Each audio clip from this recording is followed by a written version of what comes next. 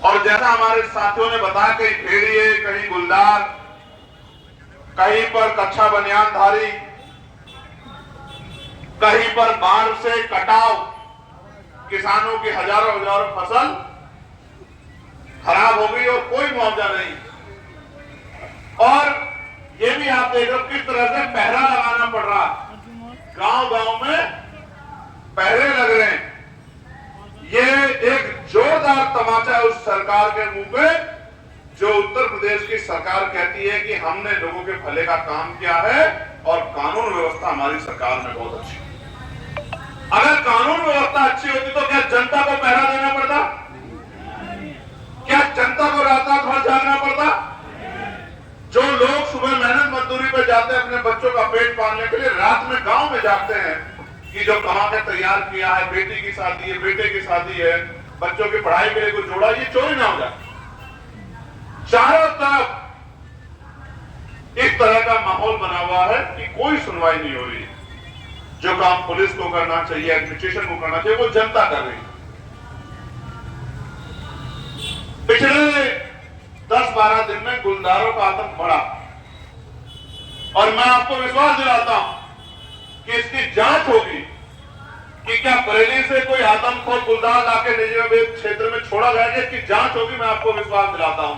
और अगर ये छोड़ा गया है और ये पुख्ता हो जाता है तो जिस अधिकारी की इसमें मिली भगत है, उस अधिकारी को कुर्सी पर नहीं बैठने देंगे, इस बात का मैं आपको विश्वास दिलाता हूं। आप जानते हो, मैंने केंद्रीय मंत्री से मुलाकात की और उन्होंने मुझे विश्वास दिलाया। मैंने उनसे आग्रह किया कि आप मेरे साथ चल के एक बार देखिए चल के कि किस तरह किसान डर के साए में मजदूर रह रहा है। मैंने उनको बताया कि लोग अपने बच्चों को स्कूल नहीं भेज पा रहे हैं, डर रहे हैं कि भेजेंगे स्कूल और जाएगा शमशान, कब्रिस्तान। महिलाएं खेतों पे नहीं जा पा रही। क्षेत्र में 2 तरह से लोगों के घर चल रहे हैं। पहला, किसानी के जरिए।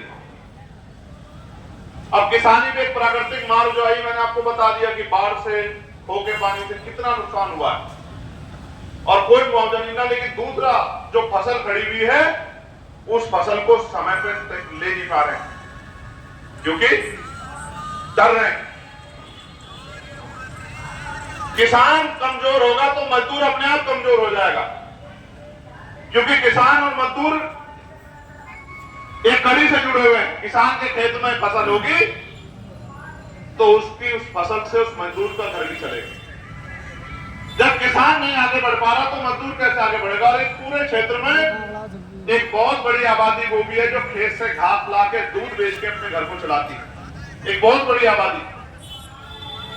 अब इस डर के साए में जान को जोखिम पे डाल के वो महिला अपना घर चलाने के लिए खेत में जा रही है और जब खेत में जाती है तो खबर आती है कि गुलदार उनको रास्ते में उठा ले गया।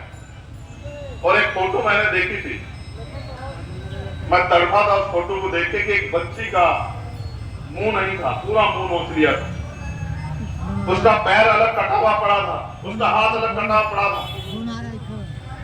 एक मन तो हुआ कि वो उस पूरे शरीर को लाके यहाँ इस दफ्तर में इन अधिकारियों के सामने रखा जाए और इनसे हिसाब मांगा जाए कि इस बच्ची को वापस लाके दो। क्या 5 लाख रुपए में ये बच्ची वापस लाई जा सकती है क्या? लेकिन अपने पद की गरिमा के अनुसार मैंने बात की कि आप इसमें कार्रवाई करो और हमें विश्वास दिला गया कार्रवाई होगी। मैंने लेटर लिखा तो वाइल्ड लाइफ इंस्टीट्यूट देहरादून की टीम एक यहां आई,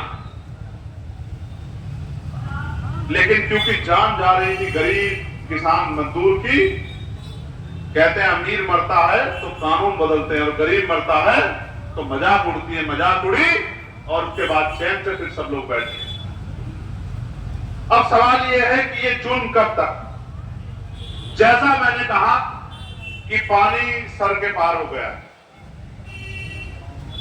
अब इस पे कोई ठोस कदम उठाने की जरूरत है। और मैं जानता हूं अगर मुझे एक पंजा लगेगा तो पूरे देश को खबर जाएगी। इसलिए मैंने फैसला लिया कि हम उस क्षेत्र में जाके रुकने का काम करेंगे जहां गुलदार का सबसे ज्यादा आतंक है। एक सेनापति होने के नाते, एक नेता होने के नाते, इस क्षेत्र का प्रतिनिधि होने के नाते मैं अपने दूसरे भाइयों की जान को जोखिम में नहीं डाल सकता कि वो जाएं और उस गुलदार प्रभावित क्षेत्र में जाकर रुके। इसलिए मैंने फैसला लिया कि जो आफत आएगी सबसे पहले उसको आएगी जिस पे आपने भरोसा किया है, जिसको आपने साकार किया। इसलिए हम वहीं जाकर रुकेंगे। रात का रात्रि निवास हमारा वहीं होगा। जो मुसीबत आएगी उसका सामना हम करेंगे।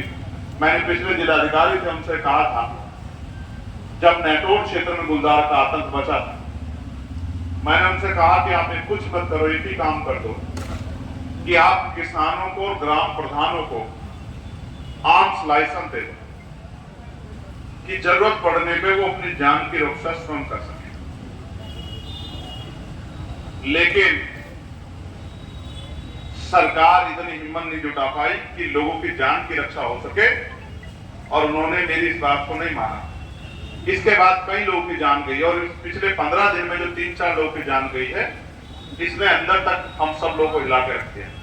आज जो आप यहाँ गंभीरता से अपना समय, अपना कार्य छोड़ के यहाँ, पैलांबर जी भी हमारे बीच आ गए हैं, तमाम हमारे साथी, हमारे सूरवीर सिंह जी जो है, जो जाट महासभा के प्रदेश अध्यक्ष रहे हैं, तमाम हमारे बहुत जिम्मेदार सक्सेस क्षेत्र के, तमाम हमारे पार्टी के सम्मानित संघर्षित कार्यकर्ता पदाधिकारी, हमारी पार्टी के सम्मानित नेतागण, जिले के प्रभारी, मंडल के प्रभारी, प्रदेश कमेटी के मेंबर, तमाम लोग, इन्होंने मुझे सैकड़ों मैसेज करके चिंता जाहिर की कि हमें चुप नहीं बैठना चाहिए। और जब इनकी चिंता और हमारी चिंता ने एकजुटता दिखाई, तो ये आंदोलन आज यहाँ जमीन पर दिख रहा। और आपने देखा मेरी घोषणा के बाद कई आंदोलन शुरू हुए, कई तरह से प्रयास किया गया, लेकिन ये प्रयास काफी नहीं, हमें ठोस समाधान चाहिए।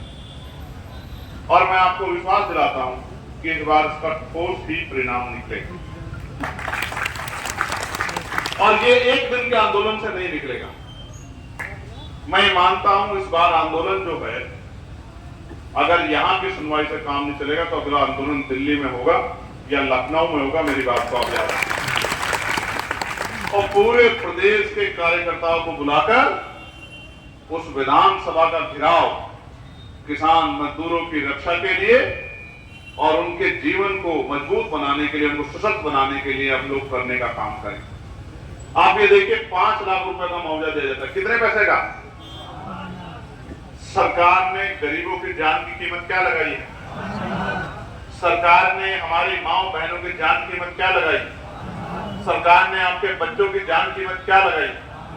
और जिस परिवार का कमाने वाला चला जाएगा, क्या 5 लाख रुपए में वो परिवार जिंदगी भर सर्वाइव कर लेगा? मैंने ऐसे परिवार भी देखे जिनमें छोटे छोटे बच्चे हैं। ये मुआवजा नहीं, ये भीख। मैं लेटर लिखूंगा आज ही कि सरकार वास्तविकता में इन परिवारों का हाथ मजबूत करना चाहती है, जिनके ध्यान तकलीफ हुई है, तो मुआवजे की राशि बढ़ा के 5 लाख से 25 लाख रुपए कम से कम की जाए। जिससे, क्योंकि जान की को तो वापस नहीं कर सकते। जिसकी जान चली गई है, जान की कोई कीमत नहीं है। आप और मैं जब तक जानते हैं कि जो चला गया उसको वापस नहीं ला सकता, पैसों में नहीं तोला जा सकता है। लेकिन जिनके परिवार में हानि हुई है, तकलीफ हुई है, उनके आंसू पूछने में एक छोटी सी मदद